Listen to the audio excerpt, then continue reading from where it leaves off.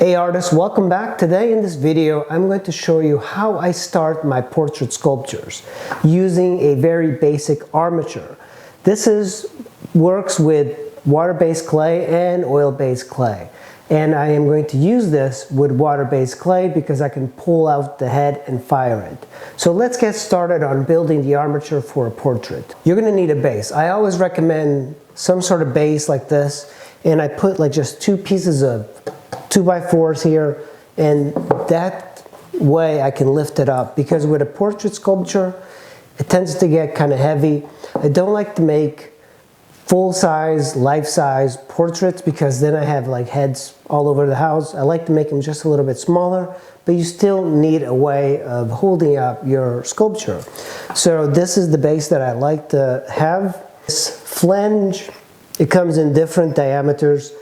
I believe this is the 1/2 inch size, and the flanges are your best friend as a sculptor because you can do all sorts of stuff with this. And I have the pipe here, I have an old flange. I believe these flanges now with current prices are kind of expensive, but keep that in mind. And what I do is I put this and I screw it onto this base. You could actually model something here, but the problem is it keeps sliding down. So the way I have done in the past, I've taken these little C-clamps, these little clamps, and then I have a flange that's bigger than this one, so it just slides on here. Now this might be the part that's a little bit different than a lot of the sculptors use, but the reason I like to have this, I like to put it this way.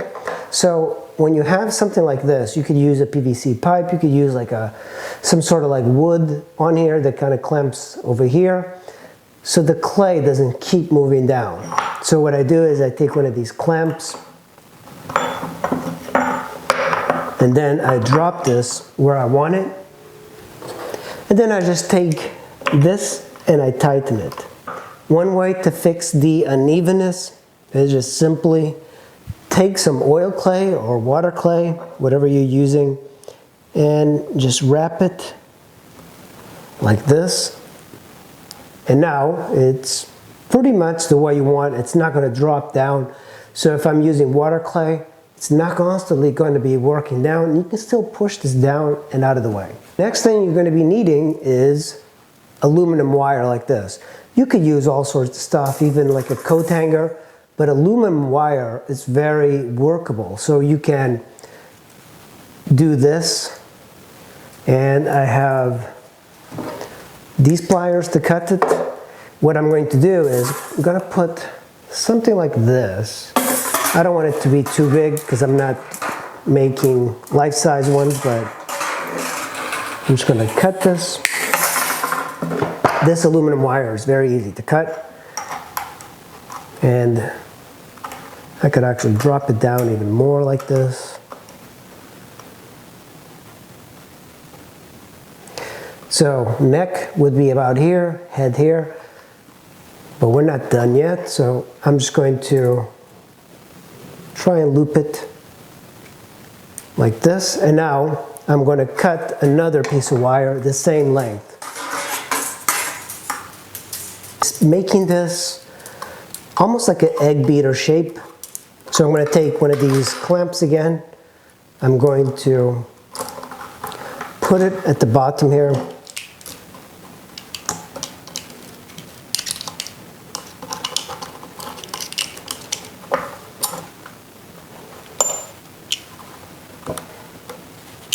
Now I'm just going to finish tightening this.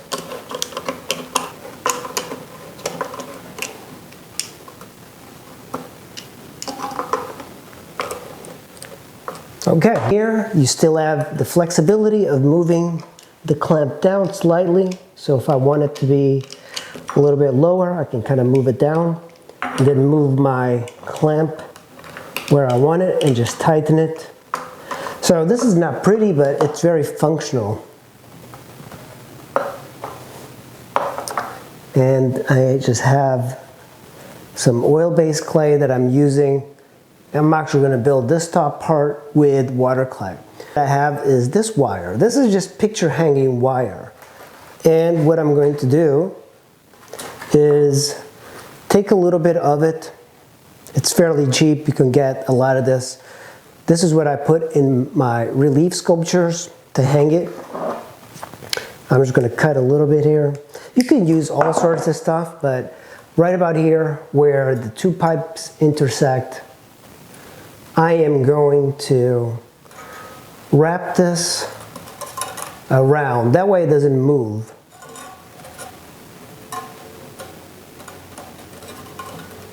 Kind of fill this.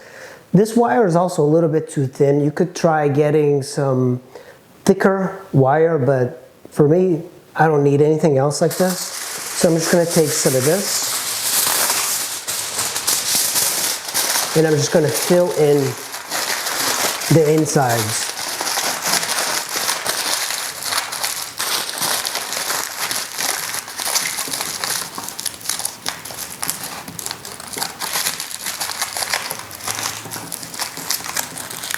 And the good thing about the system is that it's flexible. So if your neck is moving left and right, so if my rear is over here, I want the neck to face forward, and then it's got the shape already of the human head. That's why this system works pretty well for portraits. And this here could be where you have your torso. So you can build it up, still have a pretty decent size sculpture, and the metal pipes don't move around. Well guys, that's how I build a portrait armature, very simply with things that you would get at any hardware store. I hope this was informative to you. I really appreciate you guys watching, and I'll see you in the next video. Thanks for watching.